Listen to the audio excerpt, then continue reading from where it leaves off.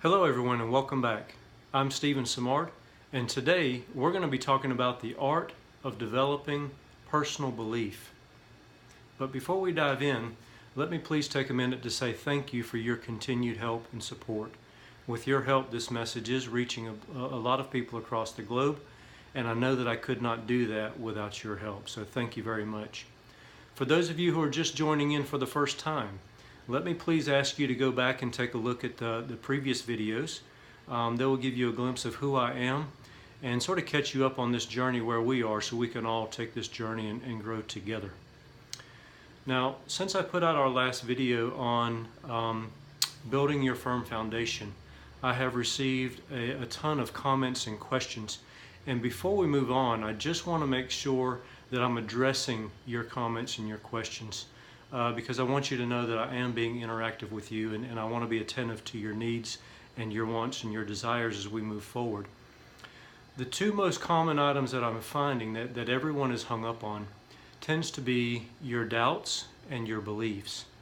And today we're gonna start talking about your beliefs and how to develop them from an internal perspective so that you can move forward and do the things, the goals and the achievements that you want to do.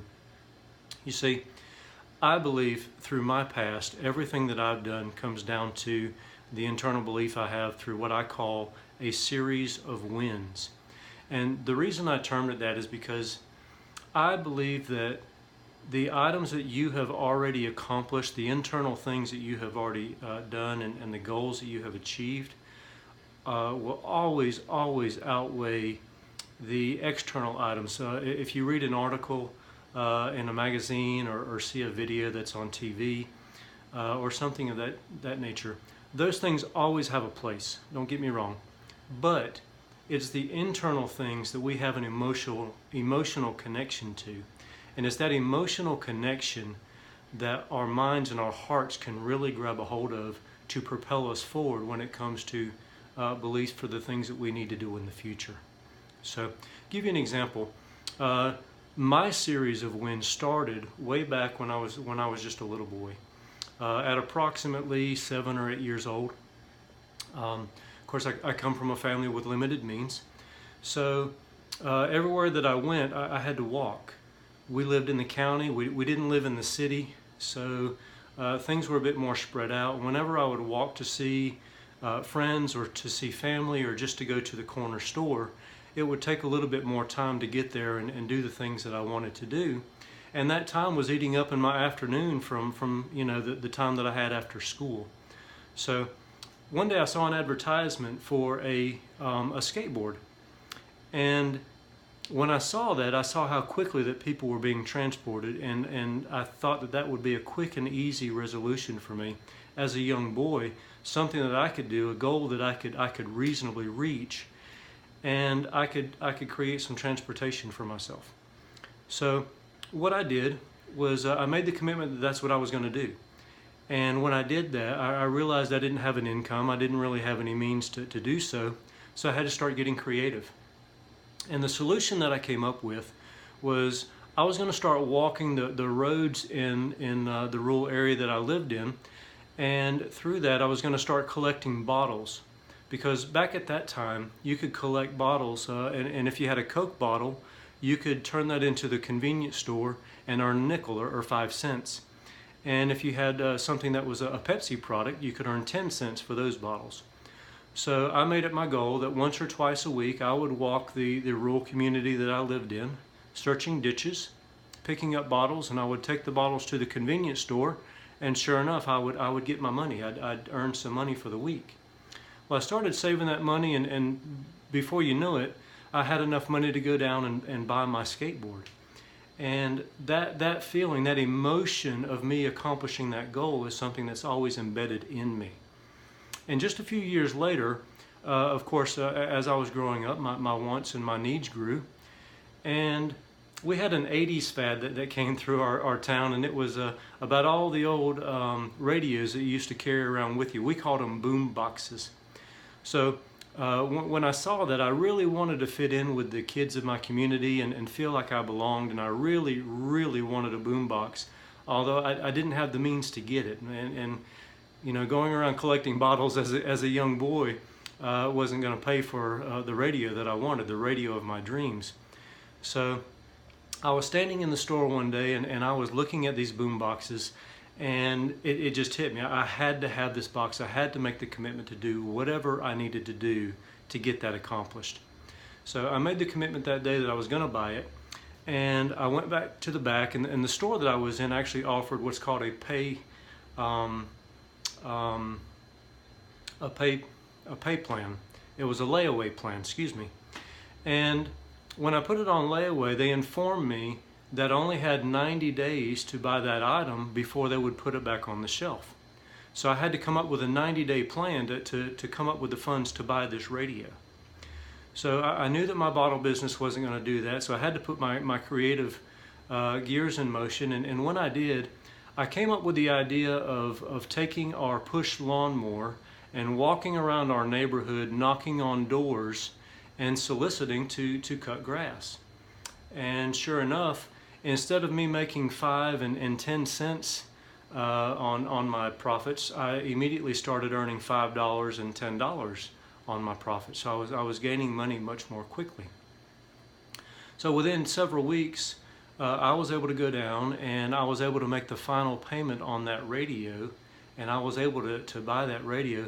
And I can remember the feeling, I can remember the emotion that I felt on that day, just walking out of that store with that boom box that I had just dreamt of.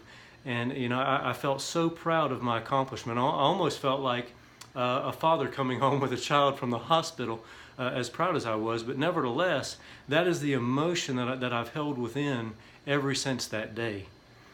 And just a few years later is when I started watching my program in the evening about the Black Belt Theater. And I shared that story with you in episode 1 about how I was chasing my goals and chasing my dreams to become a martial artist. And sure enough, I accomplished that dream. Well, after I became a martial artist and I was working, I followed my program to where I was going to school in the day, I was going to my Taekwondo school in the afternoon, I was riding my bicycle from Taekwondo school to work, then I'd work all evening, and then I would ride my bicycle from my job to home in the middle of the night. And I did that for 1.5 years. But while I was doing it, I also realized that I didn't want to do that forever. I knew that I'd want a car or a vehicle of some sort at some point. And I knew that my 16th birthday was going to be coming soon.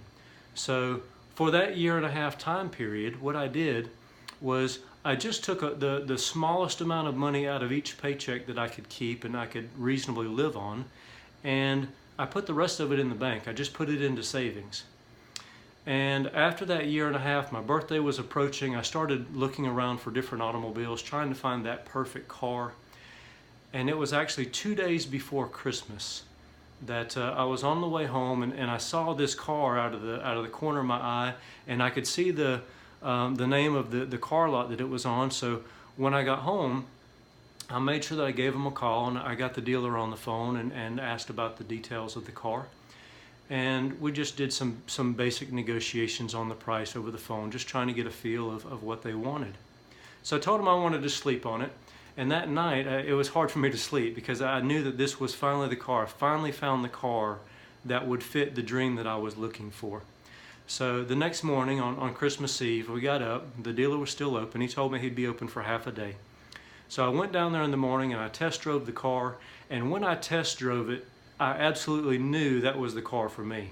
I just knew it. It just felt good. It looked good. It had the right amount of miles. It had the right tires. It had the right look. It just had everything that I was looking for. So we began our negotiations, and I became disheartened because we weren't coming to terms on the contract. And I was sitting there as just a young boy, and it's the first time I'd ever dealt with true negotiations before. And I was doing the best that I could, and I knew all the work and all the effort that I'd put into it, but I just wasn't getting my dream. It was within my grasp, but I just wasn't getting my dream.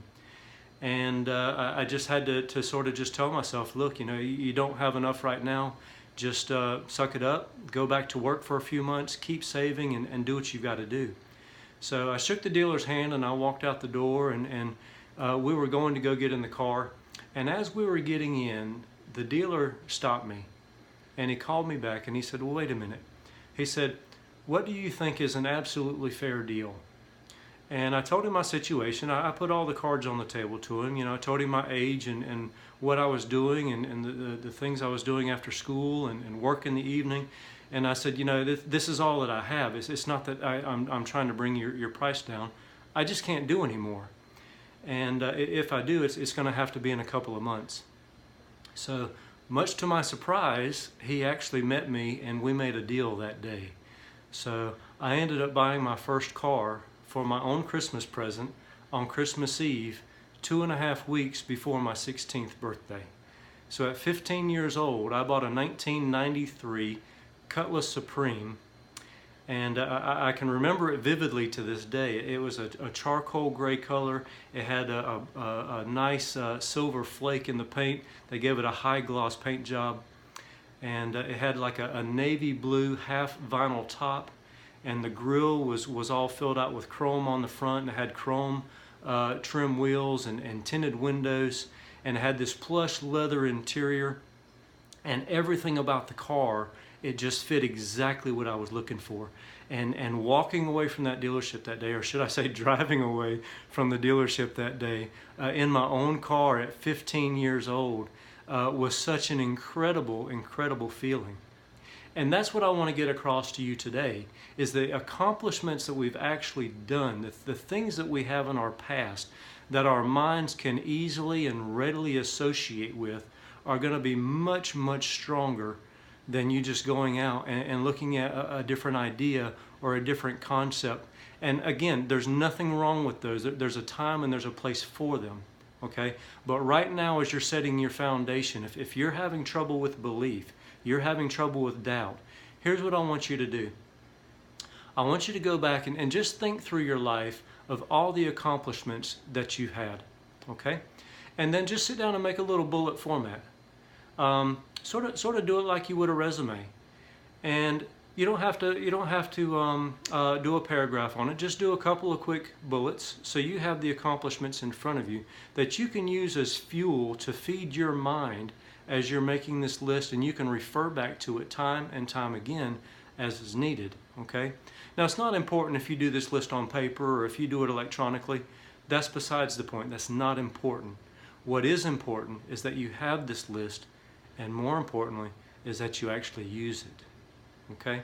So if you will take the time to do that, make your bulleted list, start creating your series of wins that you can use to propel your belief. And let's go ahead and just jump in and start reviving your belief starting today. So I hope this has helped you. I'm going to leave you with that, and until next time.